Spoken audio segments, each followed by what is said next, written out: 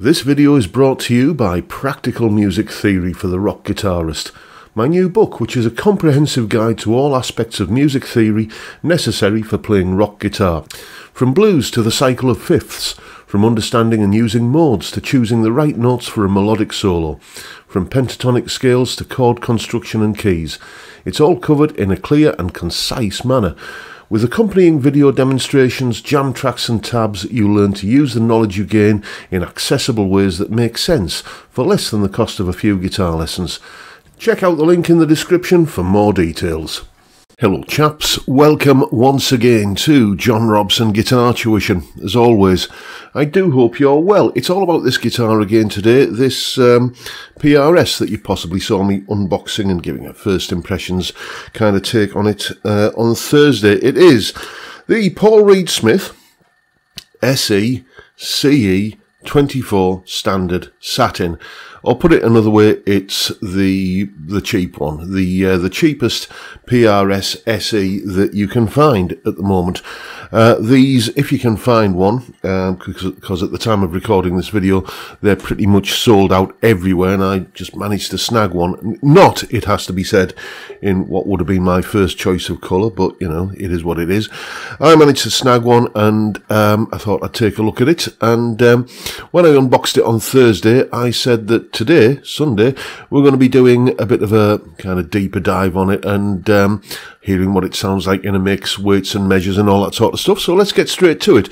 This is what this guitar sounds like in my usual 2.5 minute or thereabouts formulaic kind of rock tune demonstrating clean sounds, dirty sounds, high gain, low gain, all that sort of stuff. Sounds like this.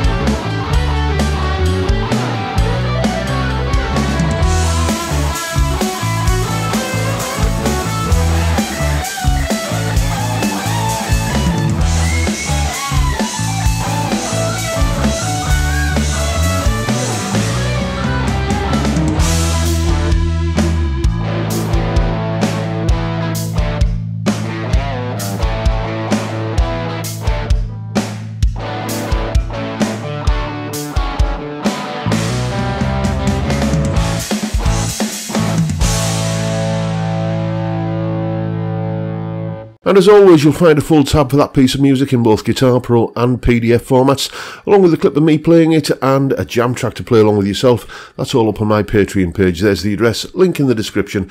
As you probably already know, but I'll say anyway, it's $3 or £3 a month, and you get access to all of these additional resources that go along with these YouTube videos. And a massive, massive, heartfelt thank you to everyone who supports me in that or any of the other ways, all of which are downstairs in the description. Right, a little bit more housekeeping. As always, I was was going into the Blue Guitar Amp 1 Mercury edition on the Vintage channel, and all of the tones were basically that. Clean tones, I was just, using the push-pull on the tone control to go for a more single coil kind of sound, and backing the guitar's volume off. And when I wanted something a little bit more high gain for the solos, then time to stomp on the new X-Horseman pedal, which was going into the front end of the amp, just to push it over the edge. Basically my usual setup. You see this in all the videos. That's just what I've settled on because it's a sound and combination of sounds that I like. And I think this guitar did a pretty good, gave a pretty good account of itself through that rig. We'll talk about that and what my thoughts on the guitar are later on in the video. But let's have a look at some weights and measures first of all. You can see that the weight is 3.22 kilos and a nut width of 43 millimeters. The wide thin neck profile that this guitar sports is, well, you can see it there at the 1st and 12th frets, and the fretboard radius is the usual PRS 10 inches. DC pickup resistance readings, the pickups in this are the PRS 8515 pickups. I've had experience of these before in, I think it was the PRS SE Custom 2408, and I really like the pickups in that guitar. And it was one of the things that made me think, yeah, maybe I should pull the trigger on one of these. But you can see a vintage sort of themed or flavoured set of readings there. Bridge position 7.57k, neck position 6.97, and in the middle 3.65. And then when you pull the tone control up to kind of get that more single coil like sound, you get 5.17 in the bridge, 4.31 in the neck, and 2.36 in the mix position, in that middle position. And we're going to be hearing some of those guitar tones in isolation a little bit later on in the video, but yeah, let's talk about the neck profile. As you probably know if you watch this channel for a little while, I used to have a PRS S2 Standard. It was the S2 Standard 24 Satin. Beautiful guitar, and I injured my hand, and all the time my arm was in a splint, and I couldn't play. That was the guitar that I was really looking forward to picking up again once I got back to kind of a reasonable amount of dexterity. And when I did pick it up, suddenly it just wasn't as nice as I remembered. That's not the guitar's fault, that's me. I've had to kind of adapt the way that I play it, and suddenly that neck felt a little bit cramped. Well, it's not so with this neck profile.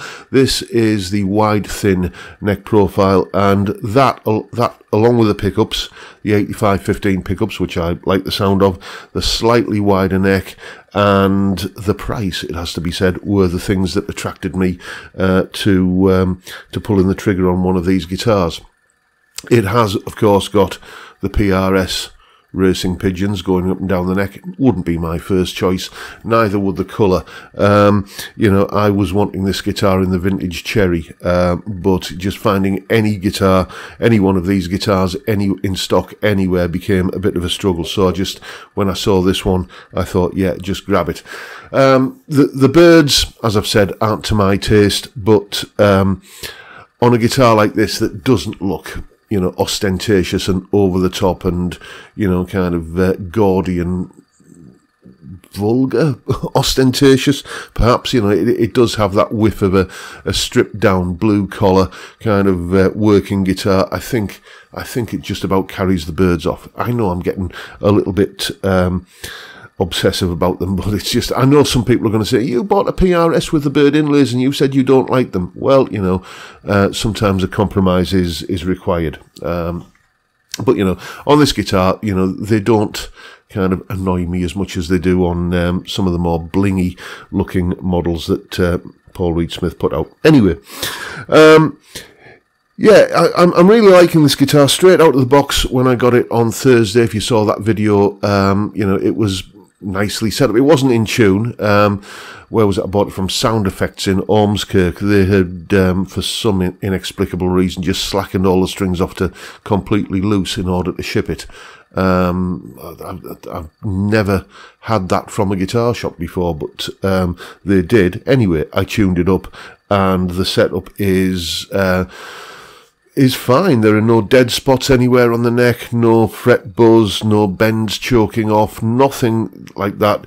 The fretwork, like the Phil McKnight sock test, you know, this would pass that with flying colours. No fret sprout, nothing like that.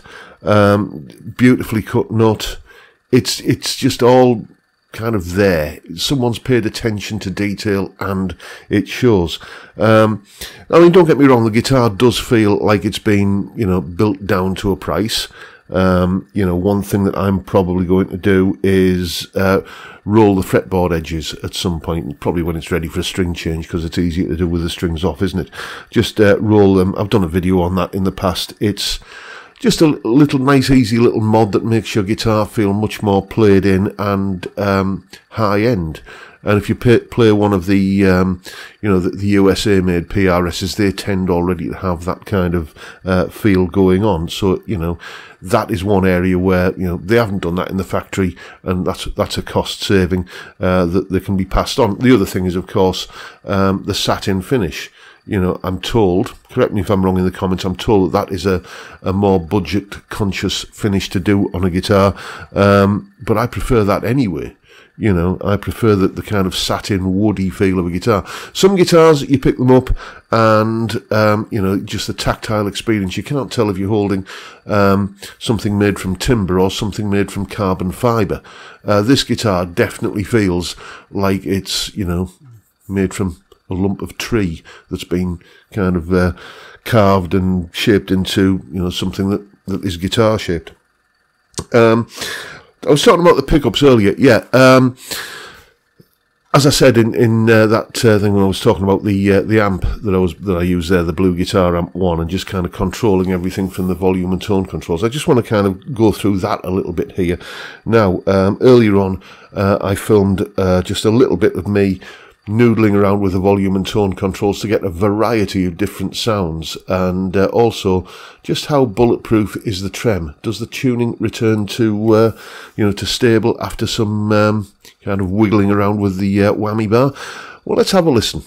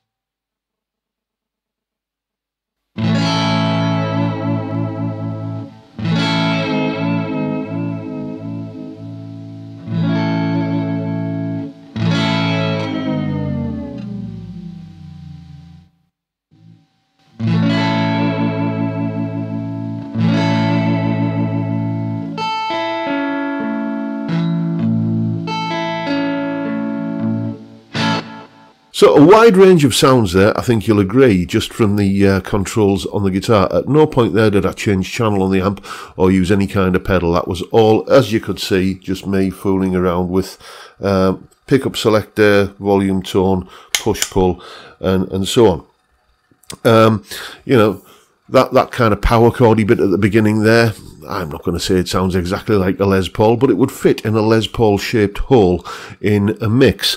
And then when we went to the single coil kind of switching and played the same riff again, it's not, I'm not going to sit here and say it sounded exactly like a Telecaster, but again, it would fit in the same sort of context. The one that really does impress me is when you kind of have the single coil kind of switching, you know, the tone control pulled out, and you go to the middle pickup setting, you're getting these two coils here, which are very, very Strat-like. I've had a few guitars through my hands recently where is this the guitar that will get me back into Strats? Well, I really enjoyed using that sound on the demo for doing the rhythm guitar part. So ironically, it might just be a budget PRS that gets me back into kind of that Stratty kind of tone again. Neck pickup with the coil split is because of the 24 fret neck, everything's pushed a little bit back further this way. So that reminded me more of a middle pickup on a Strat, which is a great sort of Texas blues tone. I think you could, if I'd put a little bit more gain on that, you could easily imagine something like, oh, I don't know, Texas Flood or Scuttlebutting, or, you know, any Stevie Ray Vaughan kind of tune, sounding appropriately authentic with that setting. So yes, I'm really rather impressed with the tones this guitar creates. The trem, as you heard there, will handle gentle warbles and kind of moderate kind of swoops like that, but if like that final kind of test there, I dumped it down to slack. And to be fair, I was expecting it to absolutely destroy the tuning, and it didn't. It wasn't perfectly in tune. The G string was a little bit sharp, but you could have got through to the end of the song and then just, you know, kind of fettled your tuning, you know, before kicking into the next number if you were gigging with this guitar. So, you know, the trem is good enough for, or stable enough for, any use that I'm likely to throw at it. For example, if you're into all of that kind of Van Halen, Eruption, kind of 80s dive bomby, squealy harmonics kind of things, then just buy something with a Floyd Rose. You know, it'd be interesting to see. I've got some of this this nut lube here. What's it called? Super Lube gel pen. From Mr. Amazon's fine emporium. I might just chuck a bit of that on it and see if that gets it all the way there, whether you can kind of treat it like, you know, like an 80s mulleted, spangly, trousered kind of, you know, kind of hair metal rocker. Be interesting to see, but it's not something I'm particularly interested in because I don't tend to do that in me playing. So yeah, what are my thoughts on this guitar? Well, at the moment, I'm really rather liking it. You know, it is the new toy in the box. You know, it's the new guitar. It has a novelty factor, and you know, you play with your new toys, don't you? It'll be interesting to see over the coming next couple of months whether it is something that ends up just sitting on the stand a lot while I pick up my Les Paul or my Jet Telecasting, that one that had some work done at stainless steel frets and so on, or whether this guitar you know, kind of rises to the surface. I can't predict these things. I've had enough experience of making these videos now where I'm gush about a guitar in a video and say, oh, this is marvellous, this is going to be #1 guitar, this is fantastic, and then it just isn't. The Sire S7 springs to mind. That guitar blew me away when it turned up, and after the novelty wore off, I very rarely played it, despite the fact that it was a beautiful guitar. I just never really bonded with it. So I'm not going to make any predictions about this guitar, whether it ends up being a long-term resident here at Robson Towers or not. You know, time will tell, and I'll keep you posted. But that is the video for today, folks. That is my review of the Paul Reed Smith SE CE Standard 24 Satin, or some combination of those words in whatever order is the correct one. That's what I think about it. Make of it what you will. And that is the video for today, folks. Hope you've enjoyed it and found it useful and informative and hopefully entertaining in some small way. And if that's the case, please hit the subscribe button and the notification bell if you haven't already done so. And why not drop me a like as well while you're at it. Don't forget the live stream every Friday, 5 PM UK time. You know what happens? We have a beer and talk about stuff, mainly guitar and music related, but the conversation can and often does go absolutely anywhere. It is a great way to kick off the weekend, and I'd love to see you there if you can make it. But for now, I'll bid you all a good day and say thank you so much for watching. Thank you for your time. Look after yourselves, folks. Stay well, stay safe, and above all, stay sane. Bye for now.